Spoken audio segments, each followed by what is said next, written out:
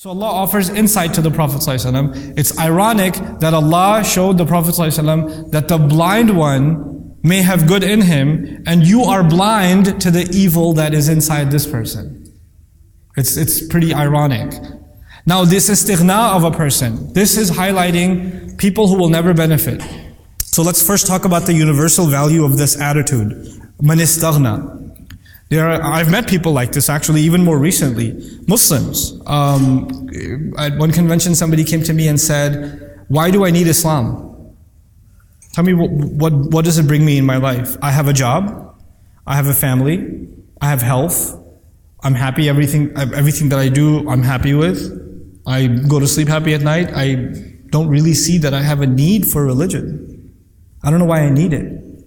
That, by definition, is istighna. I don't need it. I have everything already. As if your material needs and your emotional needs being fulfilled is enough for you. So let me try to answer that in maybe a contemporary way. I haven't talked about this previously in this way, but I feel it's important enough that I highlight this for you. Hopefully this will help you, inshallah, in some other aspects of your life too. You can think of it from the Islamic point of view that human beings are made up of three things. Okay? We're a physical body, so we have physical needs. We are an emotional creature, so we have emotional needs. And we are a spiritual creature, and so we have spiritual needs. So there are three kinds of needs: physical, emotional, and spiritual. These are all connected with each other. They're all intertwined with each other. I'll give you a simple example. If I didn't have lunch today, what need did I not fulfill? My physical need. Because I didn't have lunch, I'm cranky. What have I just messed up? My emotions. Because I'm cranky, when I prayed, I didn't concentrate. What did I just mess up? The spiritual.